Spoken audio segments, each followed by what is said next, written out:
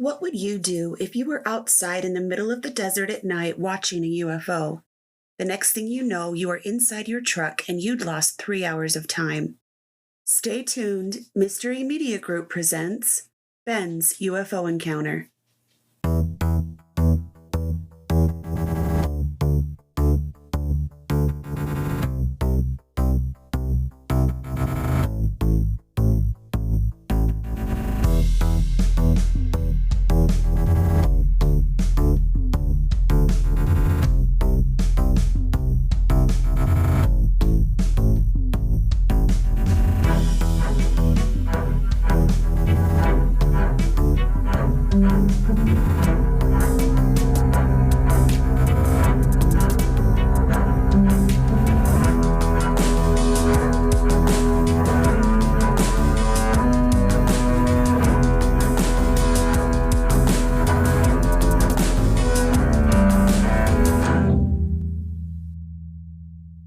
You are listening to Mystery Media Group. Yay! Hi, I'm Melissa. And I'm Mike, and we are Destination Mystery. Destination Mystery paints the story for paranormal content, abnormal adventures, and the fun behind the investigations. We believe the paranormal is all around us. Each week we'll take you to a new destination where we will try and solve the mystery. This is not the same old ghost story you've heard before. We will not only tell the spooky story, we'll go to the remote location to investigate for ourselves. Fasten your seatbelts and put on your helmet as we take you on a new adventure that will leave you questioning what you've always thought about the paranormal. So this is Ben with Central Utah Paranormal. We contacted through Instagram. I'm in northern Utah, Ben's in central Utah, and we talked back and forth a little bit regarding like, hey, I'm coming down your way. What's a good location for me to go to, etc. But I noticed that Ben had been posting a lot of UFO videos. And so I invited him to be part of a live that I did with Miriam a couple of months ago, maybe. Some really UFO footage. And I was like, that is the strangest thing I've ever seen. So let's invite Ben and see what he thinks. And then he shared a really cool story. So I'm hoping that Ben will share that story again. Yeah, I'll share my story. And I'm very excited to hear this. It's a good story. Also, listen, UFO stories are my favorite. And also, when I was with Miriam and Ben on our last live, I had some equipment going and it kind of went nuts. And so I have it going again just to see if it will do the same thing. So I have my REM pod, my flashlight, my EMF detector, and my obelisk all going right now. So if the aliens want to talk, they're free to come through. Ben with Central Utah Paranormal, tell us how you got started in investigating the paranormal. I think I grew a fascination with it at a young age. Sorry, I have allergies, so I apologize if I'm sniffling while I'm doing this. We all do. It's fine. And I just got the word stressed on my obelisk. So yes, that too. We all have those weird things that happen to us when we're young, and you try and explain it to an adult, and it's your imagination or you're overthinking things, or all of the standard answers that parents would give you. And those are the answers I got. So I kind of stopped sharing my experiences with at least adults, not with my parents. Then I had like this weird paranormal dehydration era where I had nothing happen to me for like years and years. And so then you start thinking, oh, maybe it was just my head. Maybe I was just thinking things. Then we had some pretty crazy experiences that led me towards investigating as a hobby to see if I could do it, to see if I could learn. And that turned into like when I started actually getting stuff and voices and screams and disembodied voices. And this is when you started investigating the paranormal? Yes, that was when I was like, okay, like I really want to do this. And I remember it was about 2017. I made my own website. Like I made all this stuff. None of it was active. And I was just waiting for someone weird enough to do it with me. And I had a guy come to start working with me, and He's actually a nurse, and he would start being like, "Hey, like there's this weird stuff," and because the place I work is fairly haunted as well, and he was very attuned to that, so he would be like, "Hey, like all this weird stuff's happening," and everyone there was like, "Go talk to Ben. Like just go talk to Ben. Don't talk to me about it. I don't care." Did you And love so, it? They came and talked to you about it? oh yeah, because everyone would come tell me their experiences, and I was like tell me Right. I got to your right again. again. Twice. So, anyways, my friend Randy from work, I threw out the pitch to him. I was like, "Hey, I have everything. I have the website. I have the logo. I just had to start an Instagram. Really, was it?" And me and him just kicked it off, and we officially founded it in 2019. But it had been in the makes with just the stuff I was doing myself, I guess, to practice and hone my skills for about 2 years previous from that. And your Instagram grew pretty fast. Yeah, it was really slow at first, but it wasn't until until I started sharing my love of alien footage or UFO footage. That was when it really, I went from like 2,000 followers to like 12,000 followers in a month. That's crazy. And people just, it was nice to be able to share videos and hear what they thought. And if they could debunk it, if it had been proven to be right or wrong, or I just liked being a part of that because there were some videos I'd share and I'd be like, even I was kind of like, I don't know about this one. And you, like, you always have your trolls that are like, "You're so effing dumb. Why did you even think that this was real?" And I'm like, Right. I just wanted to hear what everyone else had to say. Exactly. I just want to know. And Yep. some people would just get so mad, like, "Don't share this if you know it's fake." I'm like, I don't know. That's why I'm sharing it. Do you mind sharing any stories from when you were young that maybe sparked the interest? Yeah. There's actually, I always try to think of stories that I haven't shared. Like, I feel like I share the same story a lot. But I remember when I was in fifth grade, one of my best friends was over at my house, and we had only been, my dad built our house like with his brothers, and I think we moved in Christmas of 1999, and I was 10. So it was winter. We didn't really have everything in the house yet. And my friend came over, and it was just me and him at the house. And we started feeling really weird and started hearing stuff. And he was like, "Oh, I've seen like shows. Let's try talking to this." And at first I was like, This was the house your dad had just built? yeah, we had just moved in. Oh, just moved in. Okay. And yeah, so we'd been in maybe a month.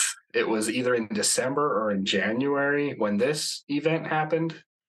But anyways, we start hearing these weird noises, and my friend's like, "Hey, I've seen like shows where they'll talk to things like this. We just have to think of a way that it can answer so we'll know what the answer is." And I remember it was a blizzard outside. It was just snowing like crazy. And he said, "Okay, if you can understand us, I want you to tap twice for yes and once for no." And you hear this ting ting, and we're both like, Did that So, like, really happen? so we're 10, and it was almost that Ghost Adventures moment when we just go running out of the house screaming. Like, we just asked for communication, but we weren't actually expecting it, Right. kind of a thing. And so we keep asking questions, and we start freaking out. And I'm like, okay, this is too much. And we both kind of freaked ourselves out because it answered 2 taps, 1 taps for at least 5 more questions. I don't really remember what we asked. And then we went outside, and I was like, "Let's just go out on the porch." I had a semi-covered porch. So we just put our jackets and stuff on. I'm like, "Let's just go sit outside till my dad gets home." And we're sitting out there, and we're watching the snow, and it's like big flakes that are falling down. And you could start to see someone You're walking right. through the snow. Did you hear that? To your right again. My goodness. So we're sitting on this chair, and I remember my friend was like, "I think I see something walking in the snow." And I was like, I was thinking the same thing. Not footprints, but you could see a shape walking through the snow. like it was snowing heavy enough that you could see a space. And we were both just freaking out because, we just came from inside where we got freaked out. So now we're outside getting freaked out. I don't know how to explain it other than, have you ever, wafer board?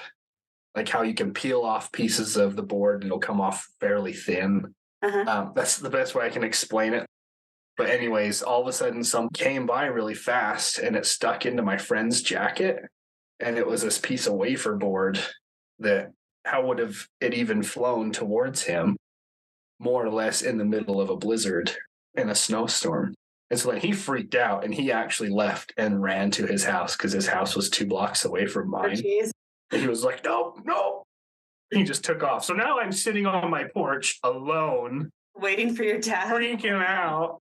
And I can't remember if I stayed at my house and waited for my dad or my mom's dad, my grandpa, lived next door. And I think I just ran next door. But of course, that next morning, my friend went to school and was like, oh, Ben's new house is haunted. I had to known as the weird kid. Yeah, I was like, I'm already weird enough. Like, let's not make this worse.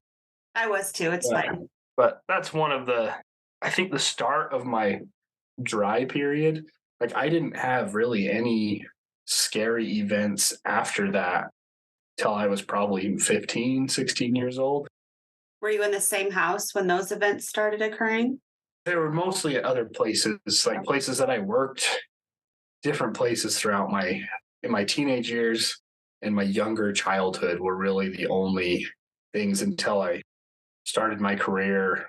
I work in a jail, and jails just harbor darkness. There's just lots of nasty, weird stuff that happens all the time there. And that just feeds into the darker realm of the paranormal, which I experience fairly on a daily basis at work. Wow. You got through your younger years, you got into your teenage years, and you started having a little bit more experiences as you went into your job sites then. Yeah. Mm-hmm. And then what prompted you to start the Central Utah Paranormal? Just a fascination for it? Yeah. So you mean like before I made it official? Right. Okay. So another story. When I was going to college, I went to college at Dixie State University. Before it was a university, I think it was called Southern Utah Tech, or I can't remember what it was called.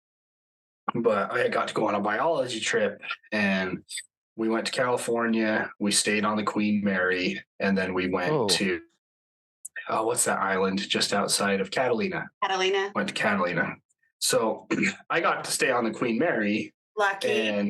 And I thought everyone was just nuts, right? Because the next morning, everyone's like, "Oh, all this stuff happened to me," and I'm like, "No, like you're so full of crap." And no, you didn't. Like nothing happened.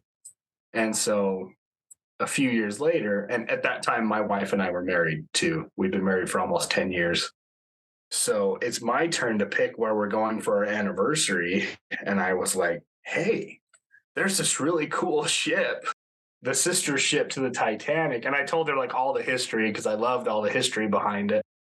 The Gray Ghost, and it was the fastest ship of its size, and how it held prisoners of war. And like, it was all these different things. And she was like, okay, that sounds really cool. I'm like, okay, so let's go.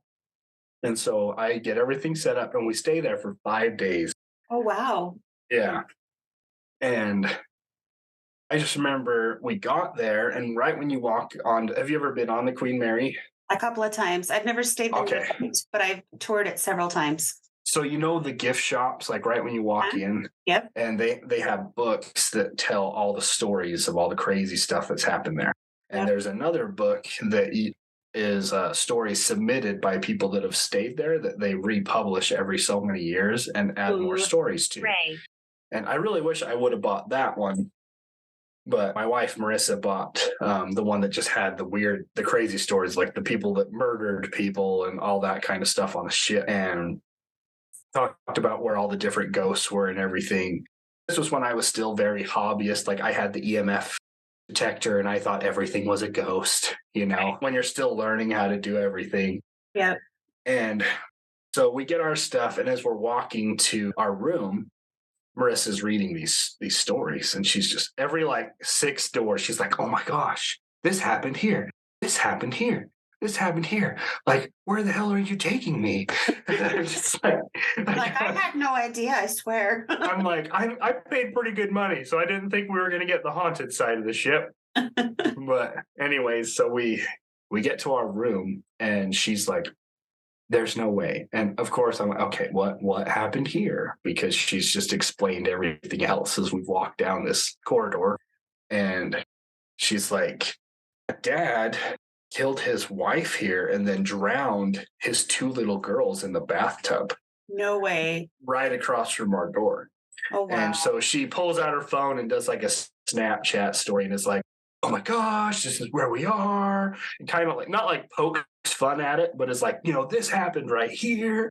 This is our room." And anyways, they gave us the wrong room, and we end up one more door further down. Oh, no. And that night, we get all of our stuff set up. We go to bed, and I hate that it's always around the same time. I like to believe things happen at other times of the day and night, but about 2:00 in the morning, Sure. which would have been 3:00 Utah time, if that matters. I wake up to my wife, and she's saying my name, but it's very, very, very faint. It was like a whisper, just like, and I woke up, and I like reach over, and I go to ask her if she's okay, and she starts freaking out. She's like, "Something was just choking me. Something was just holding me into the bed." And I'm like, so, I jump up out of bed, turning on all the lights. Was this your first night there? Yeah, first night. And so go, check the doors. Doors are still dead bolted. The little latch is still on. I go in the bathroom, I turn the light on, and I notice across my chest, I had 3 scratches that were just maybe not even a half inch apart. And there was just 3 of them. Wow. Got the word stressed again. It makes me stressed when I think about this. I'm sure. But I see these scratches, and I'm like, my wife's going to freak out. So I put a shirt on before she could see them. And I took a picture of it. Go back to her. I'm like, "Hey, are you okay? What happened?" And she's like, "I thought you got up to go to the bathroom." She said she felt something get off the bed and then come back. And she said she felt it crawl up from the bottom. And that was when she woke up. She was like, "Ben wouldn't be getting back into bed like this. Like, that's weird." And then she felt something sit on her chest and just start pushing her into the bed. Oh my gosh. And she said it felt like, she said it was probably a minute, 2-minute stops, but she said it felt like 20, 30 minutes that she was being held into the bed. And like, she was like, "I was trying to scream your name, and that was all I could get out was that whisper." That was. So did you stay the other 4 nights? Yeah, we did. Jeez. In the same room. And nothing else Not a happened. good wife, because I don't think my husband would have done that. Yeah, and nothing else happened for the other 4 days that we were there, at least not to us personally. Anyways, the thing I wish I would have taken pictures of was, so the scratch. Have you ever like burned yourself on the stove or gotten that little, like, kind of like a pus blister, like a little water blister? Yeah, like a little white. So that's what it looked like as it healed. Weird. So it healed like these 3 great big blisters, and eventually they just peeled off, and I have nothing to show for it. There's no scars, there's no marks, there's nothing. I didn't tell Marissa about the scratch on my chest, and she was going through our pictures on the way home and sending them like to her phone so she could save them to like her hard drive, standard vacation stuff. And she's like, "What is this? Like, what's this?" And I was like, "Remember that night?" And she was like, "Yeah." I was like, "Yeah, I had those. That was across my chest when I got up." You're right. Did you hear that? Yeah. But So when that happened, did you feel it? no. Did you feel anything? If I did, I don't remember it, because all I remember was hearing my wife say my name and me getting up. I think in that moment when she started yelling that something was holding her into the bed, if I had any pain, my adrenaline was so high at that point, I couldn't feel anything. And I remember we just turned on the TV and watched a show for like the rest of that night until morning. And then we just went out around the ship that morning. How long did it take to heal? Do you remember? I'd say 2 weeks, maybe. Wow. 2 weeks tops. But that was a weird thing, was that, when you get scabs and stuff, they itch when they heal, and it's so hard to not like scratch at them or pick at them. And I remember doing that, just pulling off pieces of it as it healed, and then it just was gone. Was it very deep? No, I wouldn't say it was very deep. I'd say just like a surface blister. Yeah, it was a little wider. I mean, wider fingernails. Yeah, there was a good half-inch gap between each scratch, but they were fairly even in their separation. And it was sideways. It wasn't like up and down or left and right. It was like crossways. How long was it? I'd say like my left chest to my mid-abdomen. 6-8 inches. It was decent. Wow. That's interesting. Did you go over to Catalina Island while you were there? I know. So when we did that, we stayed on the Queen Mary, and then we just went to the beach, and we mostly just did beach stuff. You know that harbor between Catalina Island and the Queen Mary is one of the biggest hot spots for USOs. Did you know that? Oh, no. Submerged objects. There's a lot of sightings out there. My husband and I have been out there several times. We've done some cruises, and I look every time. Oh, yeah. And I don't see anything, but supposedly it's a hot spot for USOs. So that's really Isn't cool. that where that base is located? Is under there? Supposedly, yeah. Just off the coast. It's really cool. Yeah. Yeah, I learn something new every day. Me too. That was the event that really, because I was like, how could something hold my wife into the bed? Could it have killed her? What if she would have died? Would I have been blamed? Would I have been taken to prison? You know what I mean? Like I think about being in the line of work that I'm in. I think of all the legalities of every action, everything that happens in my life. And what if I was charged with murder? What if I couldn't prove it? What if I was sitting in a jail cell right now for the rest of my life? The scratches on your chest wouldn't have helped your cause any either. Yeah, no, they wouldn't have. Does the word Ray mean anything to you? Because it's come up 3 times as well. RAY. I'm getting the same 3 things. I'm getting Ray, to your right, and stressed. I have a little candle going to my right. You're right. There we go again. I have my drink to my right. To my right, I have 2 dogs. I don't know. I do have the Day the Earth Stood Still poster to my right against my wall. That's a good shot. Do you have any idea who that might have been in your room? Did your wife read anything on that room that would have? We think it could have been 2 different things. I guess by we, I mean her, because she experienced it more than me. The 2 things that she thought of that it could have been was, number 1, the things crawling from the bottom of the bed were the girls running for their mom. And then that was the dad suffocating the mother. So he killed the mom. And then he killed the daughters in the bathroom afterwards. Wow. And then he killed himself after he killed his children. That's sad. So the only 2 things we could think of was maybe on her chest was the children laying on her chest, or if that was them running across the bed, and then it was the husband jumping on her and holding her into the bed, because I believe the mother was suffocated. Oh, wow. That's the only thing we could ever think of that it could have been. We went on a Carnival cruise in January, and it was shut down because they share that same dock.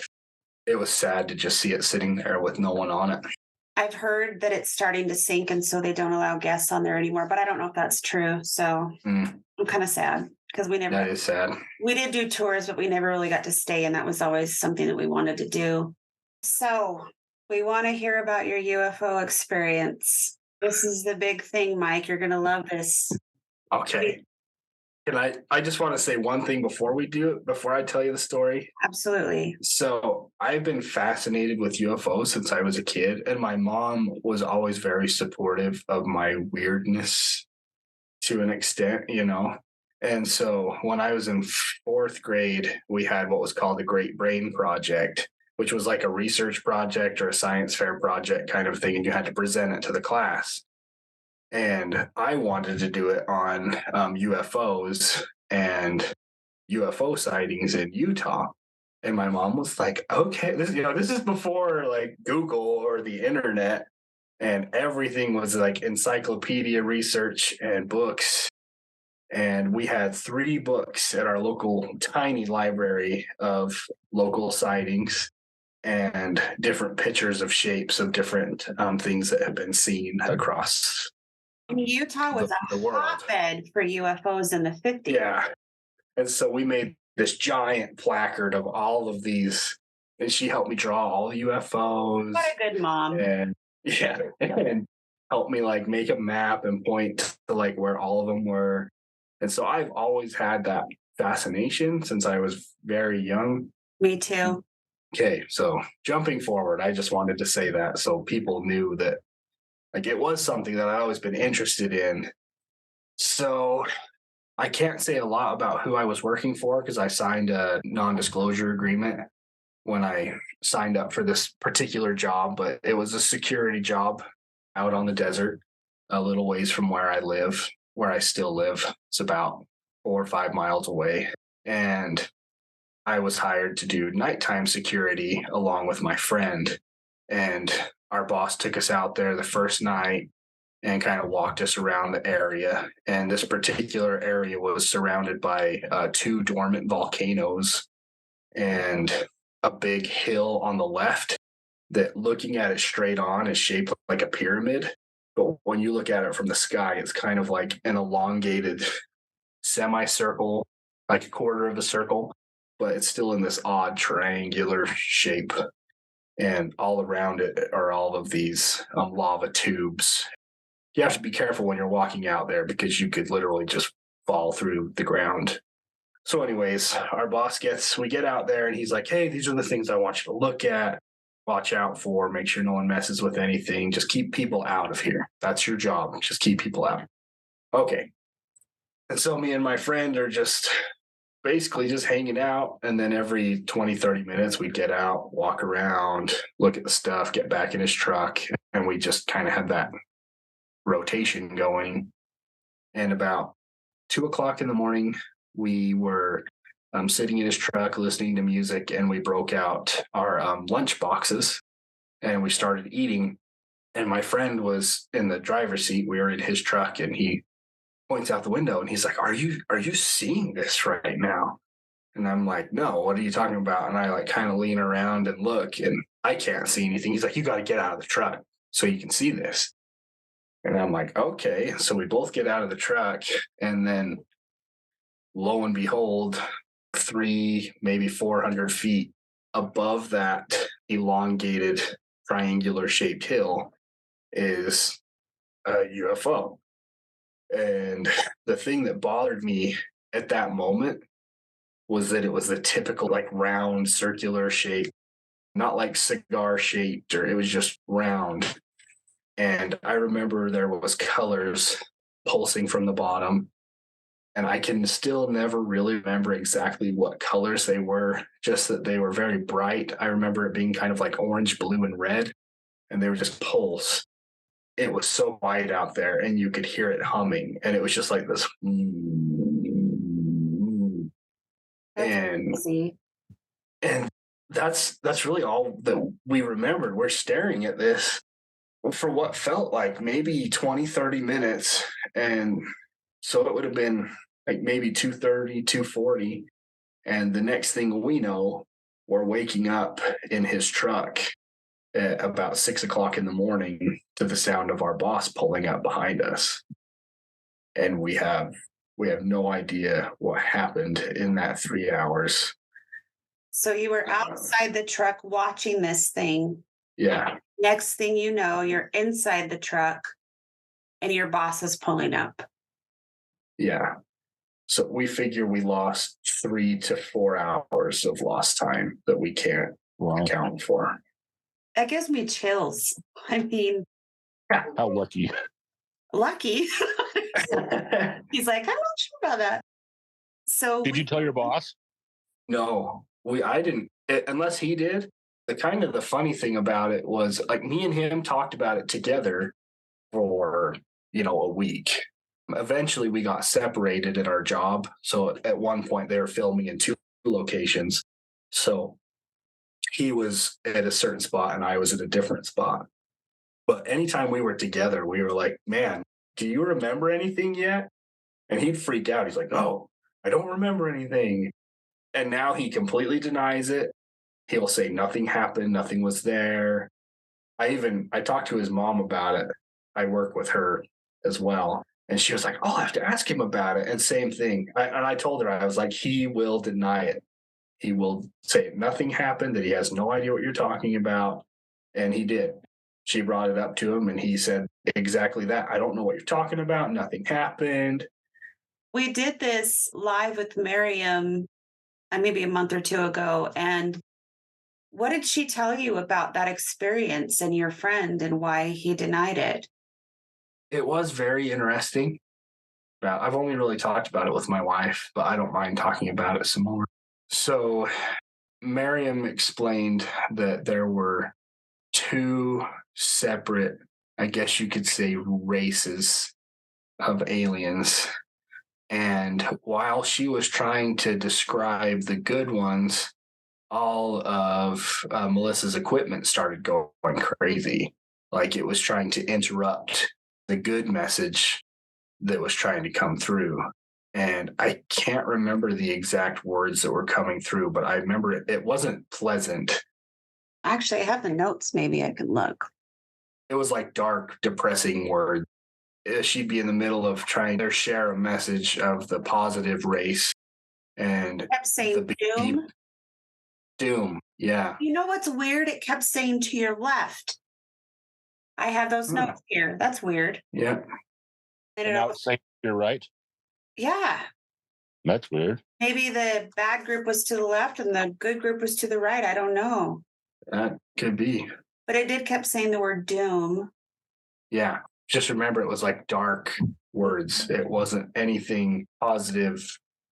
Yeah. And when she started trying to communicate with the darker race, everything stopped. We didn't get any words. There was no more beeping, no more interference. But she explained that I didn't go, that I just kind of watched, and my friend was taken, and he saw things that she did not go into description. To your right.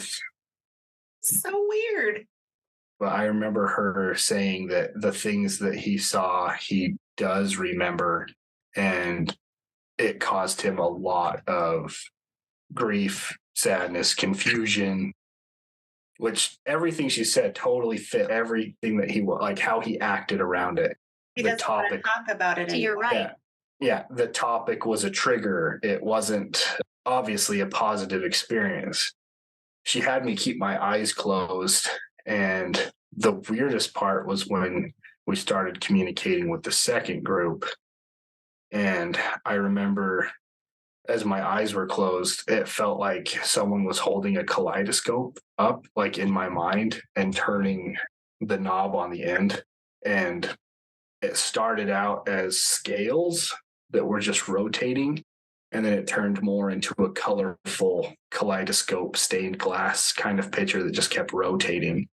And then there was just a red sphere, not like the sun. Like imagine if you were to put a red filter over the sun and make it look like it was out of like Mount Doom from the Lord of the Rings. It was this dim, musky, dull red light. And it just kind of hovered. And that's all I could see in my mind. And I remember Miriam was saying, okay, I want Ben, like, I want you to wake up now. Like, I want you to come out of it. And I couldn't open my eyes. I was seeing this. I didn't see anything else. I remember at one point I saw black circle and it had like a grayish silver color that went forward over it. But that was before the red ball. All I really remember is the kaleidoscope and that red sun-like dim orb that just spun in a circle. And I could not, for the life of me, open my eyes. And I told her, I was like, I'm having a really hard time opening my eyes. I feel okay, but I feel gross. I felt heaviness on my chest. And it took probably 3 to 5 minutes until I could open my eyes. I remember that. That was the weirdest part for me. We were talking about the first group. It was very warm, very inviting, very positive experience, positive emotions, positive feelings. And to have that completely flip. And also, while I was having those positive moments, you still had those distractions where doom and those other sounds and beeps and voices were coming in. I tried to maintain my focus on the good feeling that it gave me. Do you remember what she said about why you had this experience in the first place and what the two different groups meant? To your right. To your right. I have the N430. It was written down, and when we looked it up, it was right. a planet or a space outside of Mercury. When we looked it up, N430 is actually a planet just outside of Neptune, and there is a star that is titled Kepler 430. That was kind of cool. Yeah. She said that the one group was an alien family of some sorts. Is that right? Yeah. Yeah, because she kept saying they're trying to just invite you into the family. And she told me that I had liberty to communicate with either one, that I had the ability to communicate with the darker one or the lighter one, that there was nothing that she could do to keep me from choosing which one to speak to. But I haven't tried to. I've wanted to, but Miriam also warned me that weird stuff was going to happen for a while, and it has. He was talking about that when we were trying to schedule a time to do this interview, and he's like, you would not believe the weird stuff that's happened. Like, even that night after we had finished, or we were finishing up, the bottom of my basement just started shaking, just like something was just boom.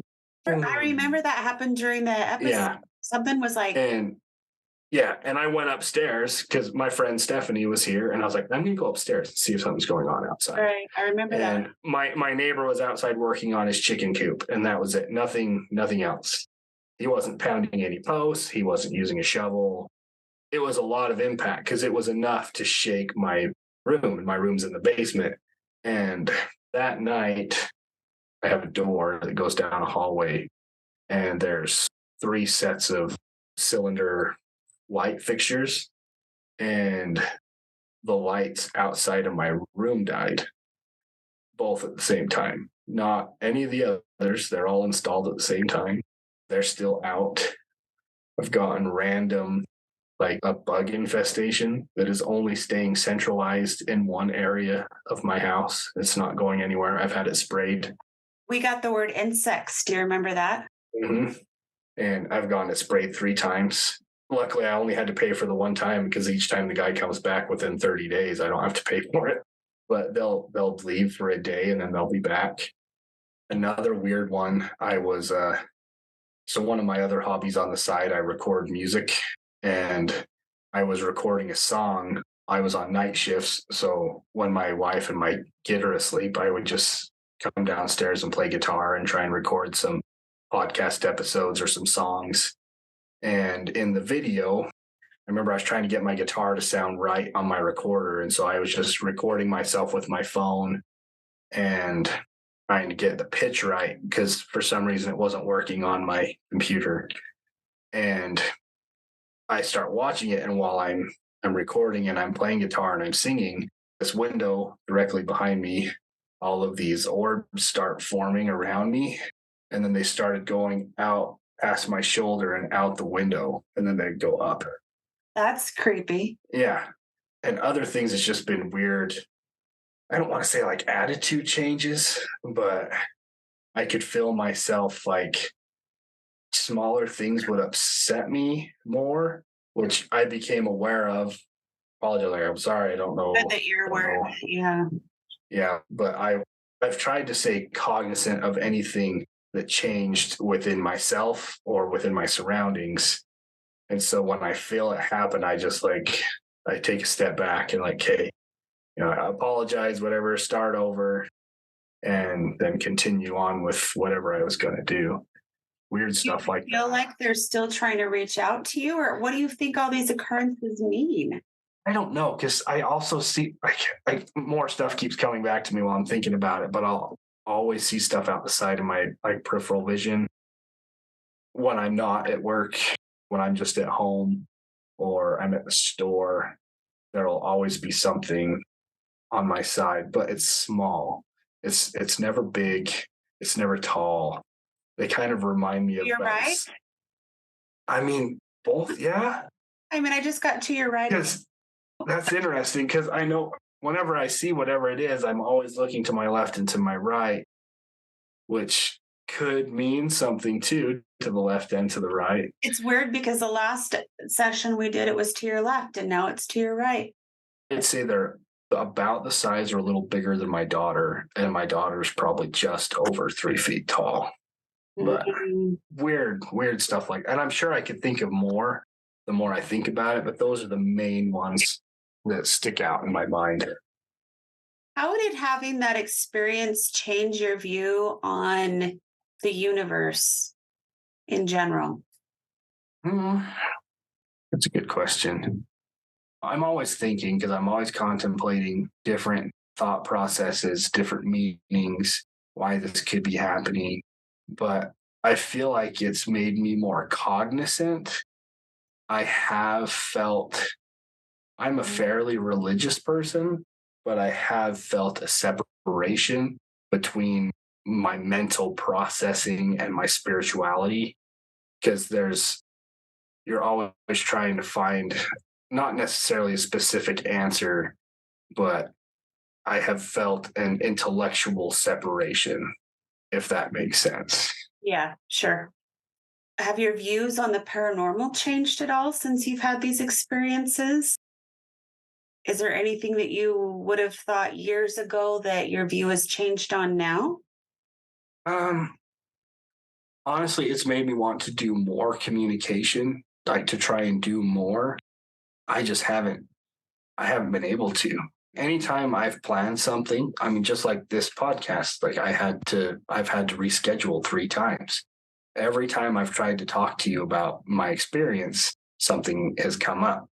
You think something that's trying to stop you from talking about it? I feel both.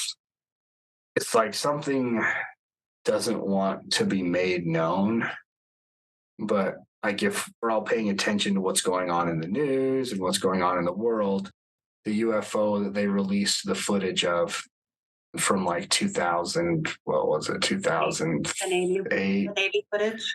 Yeah, they're now coming back out with that, with a supposed whistleblower that's saying that it wasn't human, that it wasn't of this world, that we've attempted communication, and that we've tried all of these things. And I've seen it on lots of different networks recently. And most of my friends that are kind of big in the UFO community too are always sending me stuff like, hey, have you seen this? Like, check out these video clips, check out these news clips.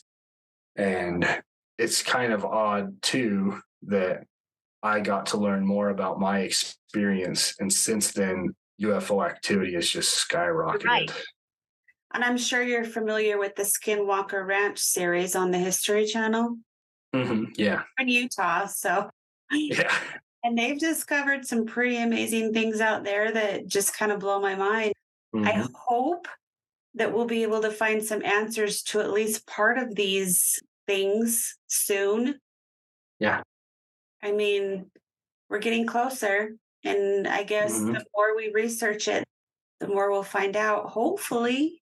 Yeah. What would be your ultimate, if you could have any question answered, what would it be? From the paranormal perspective, I think just from the paranormal perspective, I would like to know more of, depending on your belief system or like how you were raised, the paranormal, the research I have done has helped me to personally understand that the spirit world is kind of all around us. And I'd agree with that 100%. but the question I would want to know is, why are there some spirits that just get stuck and harbored here and feel like they can't move on? Because that's what I've helped the most with Central Utah Paranormal. We help people in their homes experiencing hauntings and just weird stuff happening in their homes to help get rid of it. You'll also run into good spirits that don't know where to go or why they're there, Right. and feel lost. And so that part of me is the question I want to know is, why are you still here? Why can't you find a way, or why can't you move along?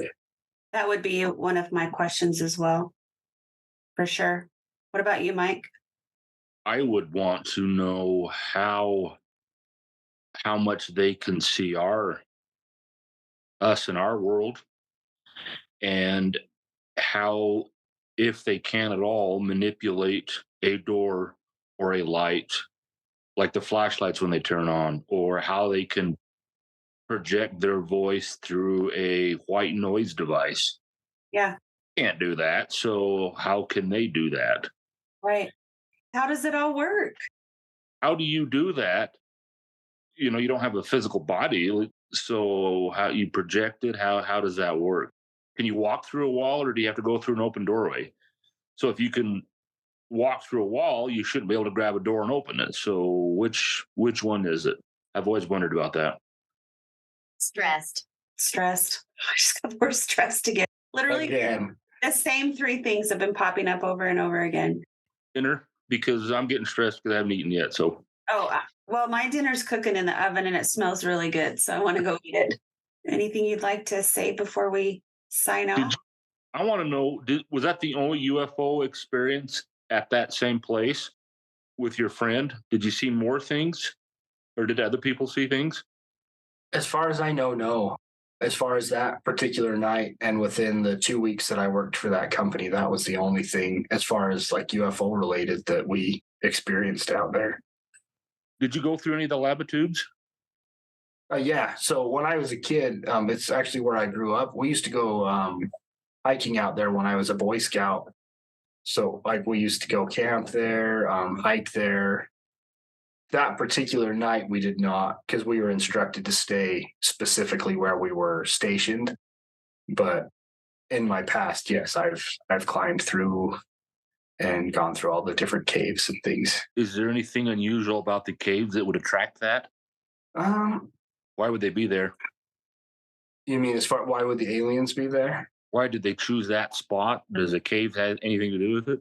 That's what I don't know. And the one thing too, I mean, when you drive out there and you see the pyramid shape, you're like, what? And yeah, that's probably the most concerning thing for me out there. It wasn't so much the lava tubes or the dormant volcanoes, just the shape of that hill and the fact that straight on it looks like a pyramid. So their GPS was off and they went to the wrong pyramid. Maybe. I think they knew where they were going.